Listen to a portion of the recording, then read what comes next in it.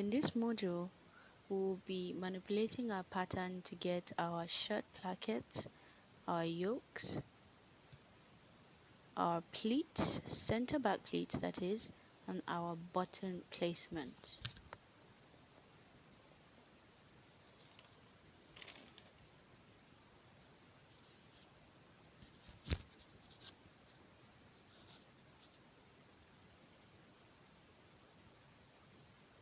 Alright, so we'll be starting with our shirt placket, and to do this I will be extending the hemline outwards just to give us room to create our placket.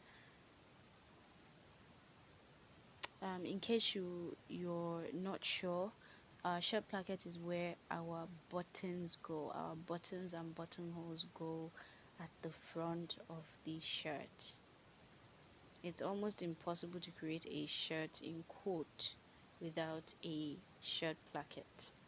Even if it's a short one, you must have a shirt placket. And what I'm doing is I'm going ahead to mark the width of my shirt placket. That is how wide I want the placket to be when I am done folding it.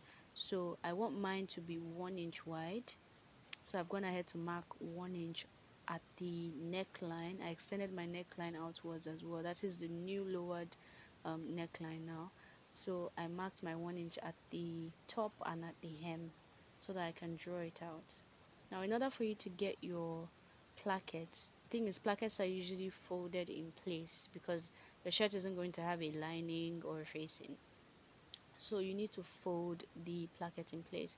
So to do this, you would be putting the value of the placket width 2 times. So that's why I have two rectangles here. I went ahead to put 1 inch 2 times, and then I just also added a seam allowance of a 1/4 inch. You can see that it's a smaller rectangle. And now I am extending my waistline outwards on the very first shirt placket, and this is to help me get my button placement. So I'm also extending my bust apex outwards on that very first placket, and now I'll be measuring the distance between the two. That is the distance between the bust apex and the waist that I just extended. This is all just to help me get my button placement correctly. So the distance there is 13.2.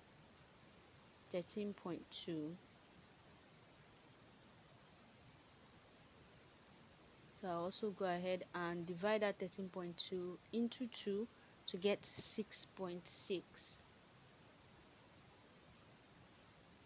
So that 6.6 automatically becomes my button spacing.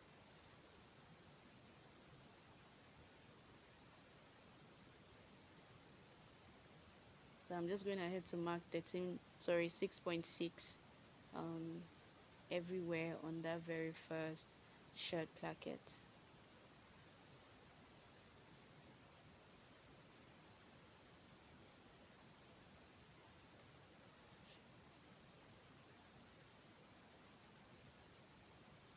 So what this does is it helps me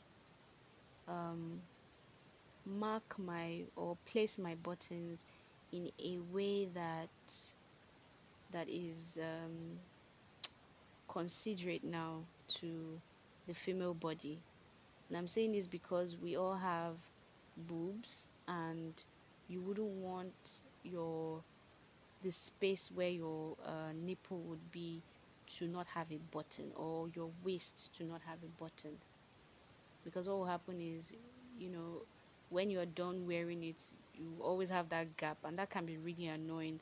So doing it this way would help you avoid those funny gaps that would always show your body, where you would now have to use maybe a safety pin to keep things in place. So I've also gone ahead to divide the 1 inch placket into 2, that is ½ inch, so as to mark the middle, so that I can get this cross sign. so you know exactly where your buttons will go. So you can trace this out on your fabric or not, so that you just know what you need. All right, I'm moving on to the shirt yoke now, and I'm marking 1 inch down from the NP, that is the neck point, and the shoulder point. 1 inch down, and then I'm just going to connect the 2 points with a ruler. Now when you're doing this, you can make the yoke line itself, you can make it straight just as I have done, or you can, make yours different. It can be curved, it can have an arrowhead, it can even be scalloped, any shape that you like. And traditionally, if you notice, mine looks small. That's because a female shirt yoke should be small at the front. Traditionally, that's what's expected, because it's more feminine. But of course you can, freestyle and do something a bit different. All right, so for the back, for my yoke line at the back, I will go ahead and use my back line, my actual back line. But you can use anywhere from the back line upwards, that is from the back line to maybe your shoulder line, but it shouldn't go below the back line. So anywhere from back line upwards. So for me, I'm just going to go ahead and use my back line. Also, please note that when it comes to yokes, you shouldn't have a shoulder line. It should be one piece, front and back together. They're usually taped together, and it should be just one piece. So when you tape it together, it's like it becomes one piece, and you no longer need to have a shoulder seam, because I mean, it will look a bit weird if you're going to have a small front yoke line and then have a shoulder line right next to it, and then your back yoke line. So it's just best that you avoid the shoulder line itself. So I'm just going to go ahead and cut off my back yoke line.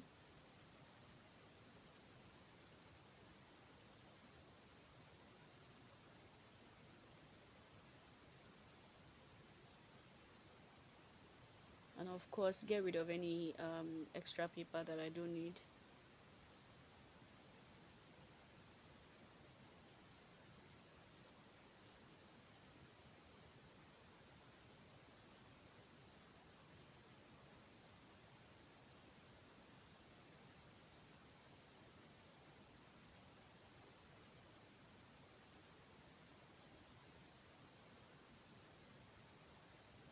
Okay, I'm just going to go ahead and tape that back um, yoke to my front yoke, so that it becomes one piece.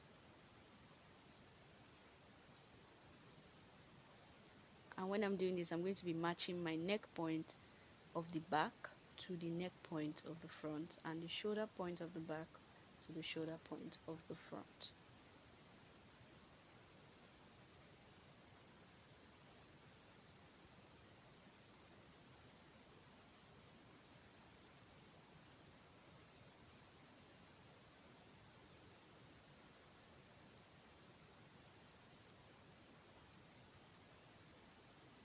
I'm also cutting off the front yoke line.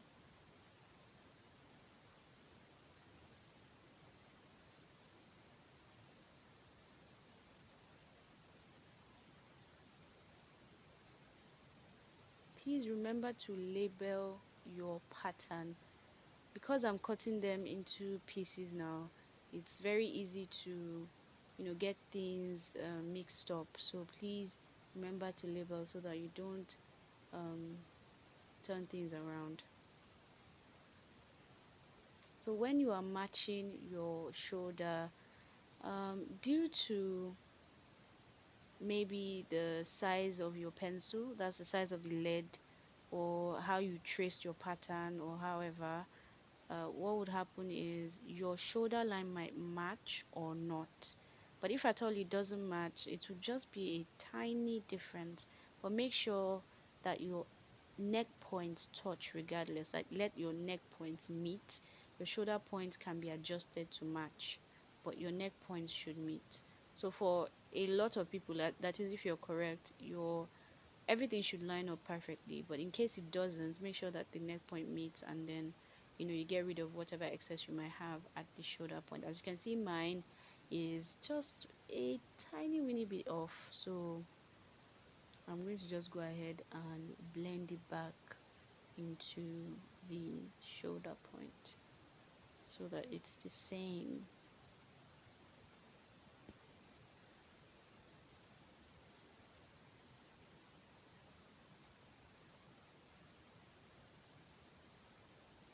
Alright, so I'm just getting rid of excess paper.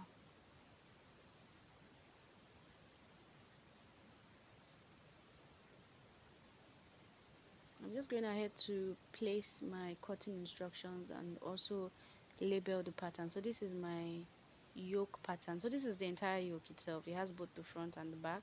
So that's why I'm putting the F and B, front and back. Then you have to cut two of this on fold with the center back on fold. So just the center back will be on fold, and you have to cut two of it. Alright, now let's move on to pleats. So we're going to add a pleat to our center back pattern. Alright, so you have the option of adding a pleat that will be going from the bottom of the back yoke down all the way down to the hem. So whatever the size of your pleat is just going to continue from the bottom of the yoke down to the hem. Or you have a pleat that would just span out from the bottom of your yoke line to nothing at the hem. That is, it vanishes or it diminishes into nothing at the hemline. So for this course, I'll be creating the second one. That's the one that goes to nothing at the hem, just because I don't want the pleat to go all the way down.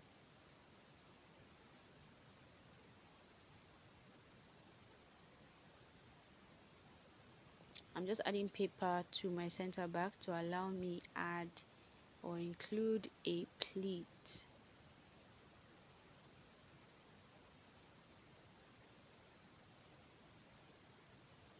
So if you know anything about pleats, it's that it is to add fullness. That's its sole purpose. That's its only function, to add fullness, and maybe to give a certain design or aesthetic. But the real function itself is just to add fullness, and this is just to give a bit of room in the shirt. So it's not compulsory. It's just something that I'm going to include. So I'll be choosing a pleat of 1 inch width. So a pleat that is 1 inch wide. So you can choose whatever pleat size that you want. And in order to create a pleat, the truth is you are going to have to fold. You're going to need more than the pleat width that you are seeing. If say for instance my pleat is going to be 1 inch wide, you're going to have to need more than 1 inch to fold that pleat in place. That is if you're going to be doing it correctly. So in order to do any pleat at all, you're going to need times 3 of the finished pleat size. So if you're looking at a pleat and it is 2 inches wide, you need 6 inches. That's 2 times 3. If you're looking at a pleat and it's 1 inch wide, you need 3 inches. That is 1 times 3 in order to fold it correctly to get one finished pleat. So 1 times 3, which is equal to 3 inches to make one pleat of 1 inch width.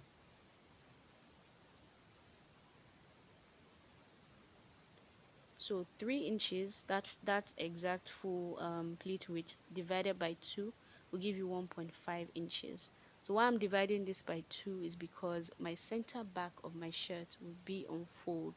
So it means I'm going to be adding 1.5 inches to my center back on this pattern, so that when I open it back up, I'm going to have 3 inches, which will now enable me create my 1 inch pleat, which is what I'll fold in place to get my 1 inch pleat.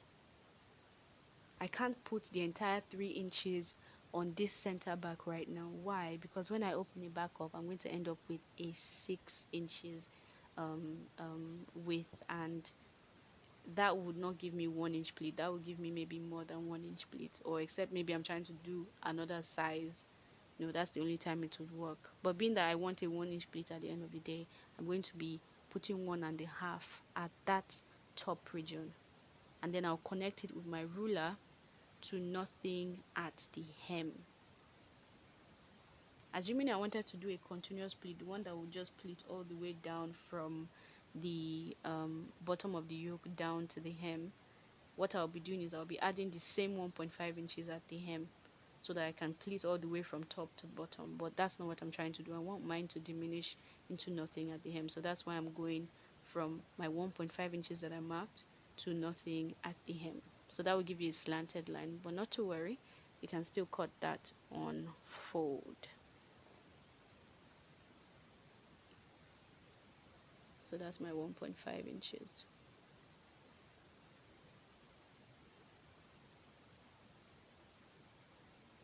Alright, so that is pleat added.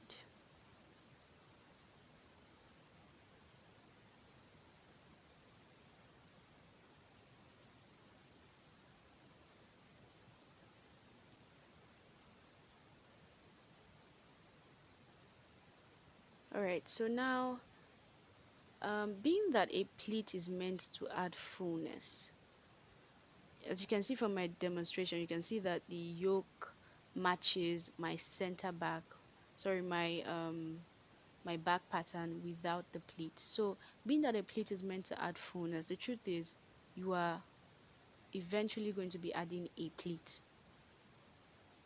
My 3 inches width that I added to the center back, by the time I fold it, is going to create 1 inch of extra width. So that 1 inch of extra width is like extra width, really, literally. That's what it means. So it means that your garment, wherever you added that 1 inch pleat, would be bigger by 1 inch. So being that I'm going to be sewing it back to sewing that line, that yoke line, back to my yoke itself, I need it to match. So being that I just added 1 inch extra by means of these 3 inches that I added, it's not going to match. So in order for it to match, I just went ahead to add ½ inch on the hemline of my yoke right here. That is at the center back. And I added ½ inch and I connected it. I added ½ inch at the yoke line and I connected it back to nothing at the neck depth. That's because by the time I open up the center back of my yoke, after I cut it on fold, I'll be adding 1 inch. I would have added 1 inch at the end of the day. So I can't just come here and put 1 inch, because when I open it up, it would be 2 inches. So I put ½ inch. Please, I also didn't put 3 inches because I'm not going to be folding a pleat up here. I'll only be folding a pleat down at the shirt part, and then 1 inch was added to this yoke part because I needed to match, the pleat that was added at the lower part. If that sounds a bit confusing, please rewind and pay close attention. If you still don't get it, don't worry, we have a Q&A session after this so that we can clarify. So I added 0.5 inches to the hem of the yoke so it can fit back into the shirt when I sew it. Remember, center back of yoke is on fold, so 0.5 inches times 2, which is what I added, is equal to 1 inch, which is the same as the size of the finished pleat. All right. I hope that makes sense.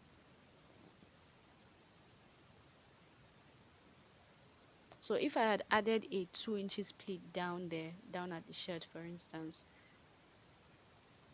what I would have done to this upper yoke part is I would have added 1 inch so that by the time I open it up, I'll end up with a 2-inch pleat.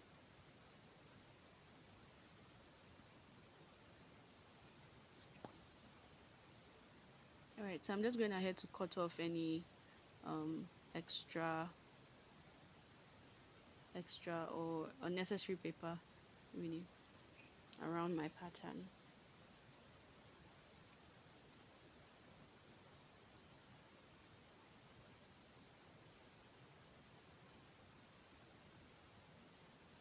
So that's my center back. that will be cut on fold twice. I'll also go ahead and cut off my pattern. I mean, at this point, I'm done with manipulating the shirt pattern itself. So I'm just going to go ahead and cut, cut, cut.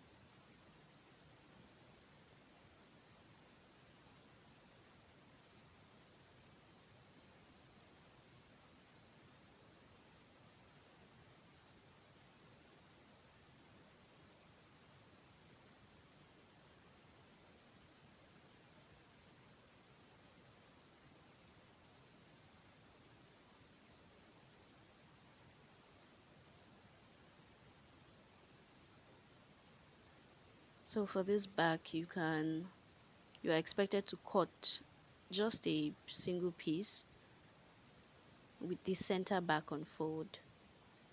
Please do not forget to snip your notches and also add your seam allowances everywhere else that wouldn't be cut on fold. So this pattern, I haven't added any seam allowance whatsoever apart from the one on the front, that is the 1/4 inch that I added at the placket, at the shirt placket.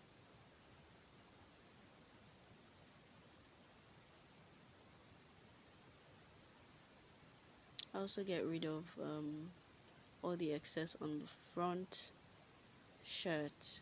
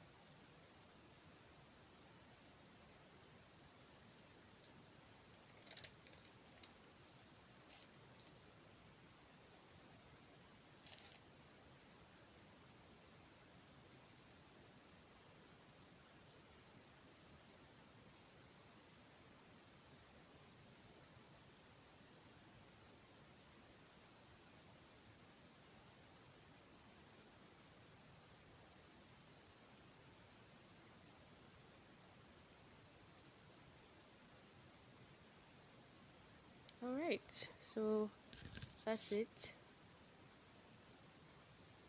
That completes our module 2, and you're expected to cut this front, cut 2 of it,